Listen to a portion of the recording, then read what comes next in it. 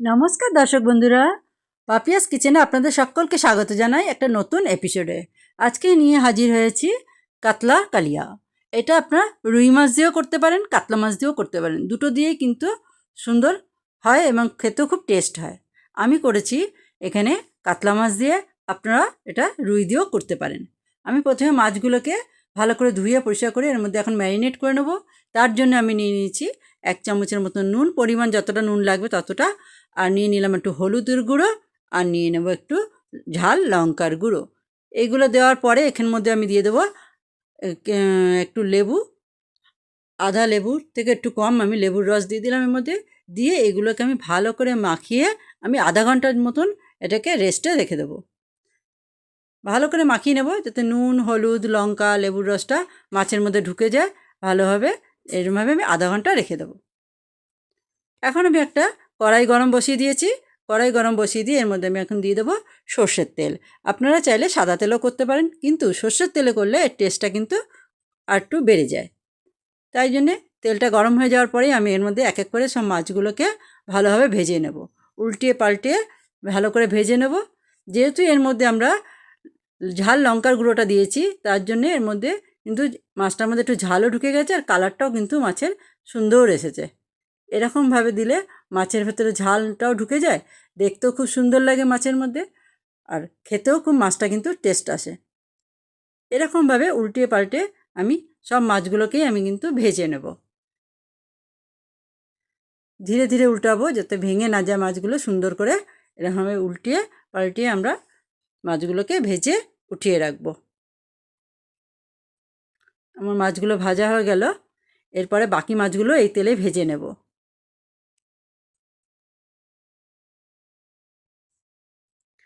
মাছ ভাজার পরে তেল একটু কমে গেল, সেই জন্য আবার আমি একটু এর মধ্যে তেল দিয়ে দিলাম, সর্ষের তেল।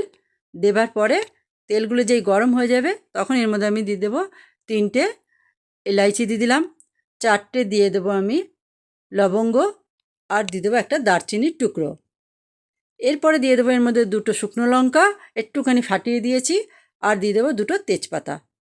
দিয়ে এগুলোকে একটু যেই এর থেকে একটু গন্ধ বেরোবে তখনই আমি এর মধ্যে ছেড়ে দেবো 2টো বড় সাইজের পেঁয়াজকে আমি স্লাইস করে কেটে রেখেছি। সেই প্রায় পেঁয়াজগুলো আমি এখন এর মধ্যে ছেড়ে দেবো। আমি কিন্তু আরেকটুও পেঁয়াজ দেবো, সেটা কিনা বেটে দেবো। একখানা পেঁয়াজকে আমি বেটে রেখে দিয়েছি, সেটাকে আমি দেবো, পরে দিয়ে দেবো এটা। এখন আমি একটু পেঁয়াজগুলো সরিয়ে নিয়ে ওই তেলের মধ্যে আমি দিয়ে দিলাম কয়েক দানা চিনি। চিনিটা যে একটু গলে যাবে তারপরে আমি এর মধ্যে দিয়ে দেবো। একটুখানি ভাজার পরে পেঁয়াজটাকে একটু নাড়িয়ে চাড়িয়ে ভেজে নেব। দেখুন জাস্ট একটুখানি রং ধরেছে। এখন কিন্তু এর মধ্যে এখন আমি দিয়ে দেবো একটা পেঁয়াজকে আমি বেটে রেখে দিয়েছি, সেই পেঁয়াজটা আমি এর মধ্যে দিয়ে দিলাম। পেঁয়াজ, আদা, রসুন সব কিন্তু একসাথে দেওয়াই যেতে পারে, কিন্তু ওর টেস্ট একটা আলাদা আসে। যদি আপনি আলাদা আলাদা করে সব বেটে দেন তার টেস্ট কিন্তু আলাদা আসে। এই জন্য পেঁয়াজটা আগে দিয়ে দিলাম, সাথে একটুখানি নুন দিয়ে দিলাম যাতে না ছিটে যায়।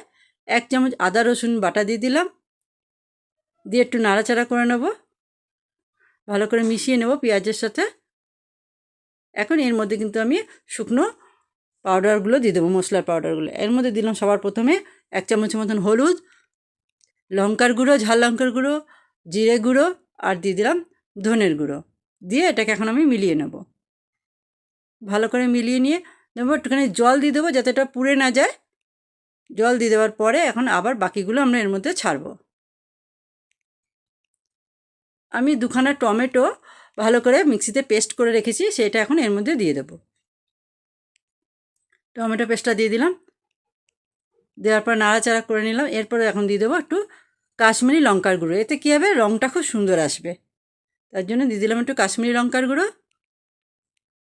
দিয়ে এটাকে এখন আমরা কিন্তু কষতে দেবো। মশলা প্রায় কষে এসেছে।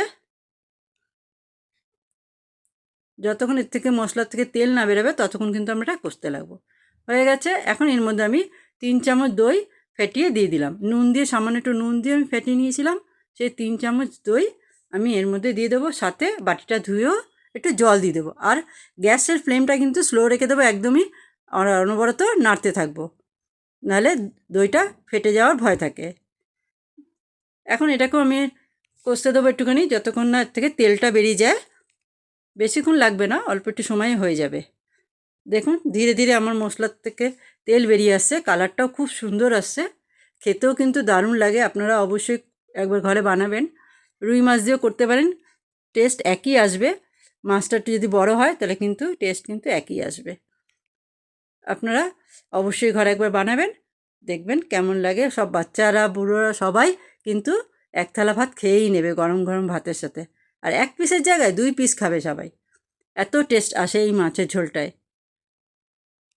দেখুন কথা বলতে বলতে কিন্তু আমার মশলাটা প্রায় কষেই আসছে। দেখুন তেল কি সুন্দর বেরিয়ে আসছে, কালারটাও কিন্তু দারুণ আসছে, সুন্দর হয়েছে কালারটা।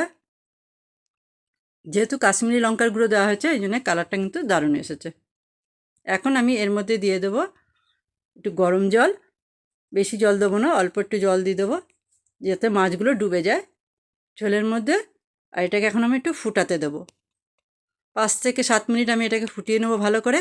আর এই সময়তে একটু নুন আর ঝালটা চেক করে দিয়ে দেবো। আপনারা আপনাদের টেস্ট হিসেবে নুন আর ঝালটা দিয়ে দেবেন। আমার একটু নুন কম লাগলো, আমি তাই একটু নুন অ্যাড করলাম, দিয়ে মিলিয়ে নিলাম, নিয়ে একটুখানি ফুটতে দেবো। টকবক করে ফুটে যাবে মাছের ঝোলটা, তখন আমরা কিন্তু সব ভাজা মাছগুলো এর মধ্যে এক এক করে সবকটাই ছেড়ে দেবো। মাছটা দিয়ে দেওয়ার পরে বেশি সময় লাগবে না ফোটাতে, 2 থেকে 3 মিনিট একটু ফুটিয়ে নিলেই কিন্তু আমাদের কালিয়া তৈরি হয়ে যাবে। ঝোলগুলো একটু মাছের ওপরে দিয়ে দেবো। এতে একটু ঝোল কম থাকে, এটা মাখা মাখা হয়। একটু ঝোল হলে কিন্তু বেশি ভালো লাগবে না। দেখেন কি সুন্দর লাগছে, আমার মাছের ঝোলটা ভালো ফুটে গেছে, প্রায় তৈরি আমার মাছের কালিয়াটা। এখন আমি এর মধ্যে কিছুটা মিশাবো গরম মশলা, 1 চামচের মতন দিয়ে দিলাম, আর ছোটো চামচের। আর দিয়ে দেবো 1 চামচের মতন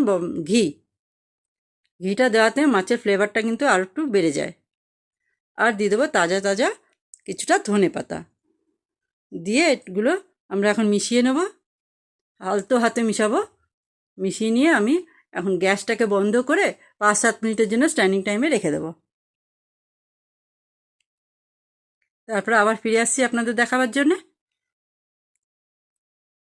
5 মিনিট পর আসলাম। দেখুন মাছের ঝোলটা কেমন লাগছে দেখতে, দুর্দান্ত লাগছে, খেতে কিন্তু দারুণ হয়। আপনারা অবশ্যই ঘরে একবার ট্রাই করে দেখবেন। আর কেমন লাগলো আপনাদের আমাকে অবশ্যই কমেন্ট বক্সে জানাবেন। যদি ভালো লেগে থাকে আমার রান্নাটা তাহলে অবশ্যই একটা লাইক, কমেন্ট আর শেয়ার করতে ভুলবেন না। আর যদি প্রথমবার আমার চ্যানেলে এসে থাকেন তাহলে আমার চ্যানেলকে সাবস্ক্রাইব করার জন্য অনুরোধ রইল। আর যারা সাবস্ক্রাইব করে রেখেছেন তাদেরকে তো অসংখ্য অসংখ্য ধন্যবাদ। দেখুন এখন আমি মাছগুলোকে একটা প্লেটের মধ্যে সার্ভ করব। খুব সুন্দর হয়েছে দেখতে, খেতেও দারুণ হবে। মাছের কালিয়া খেতে কিন্তু দুর্দান্ত লাগে গরম গরম ভাতের সাথে। 1 পিসের জায়গায় 2 পিস খেয়ে নেবে সবাই, এতটাই সুস্বাদু হয় খেতে। তাহলে বন্ধুরা আজকের মতন আমি এখানেই রাখছি। আবার দেখাবে আপনাদের সাথে নতুন কোনো এপিসোডে। ভালো থাকবেন, সুস্থ থাকবেন, ততক্ষণের জন্যে নমস্কার।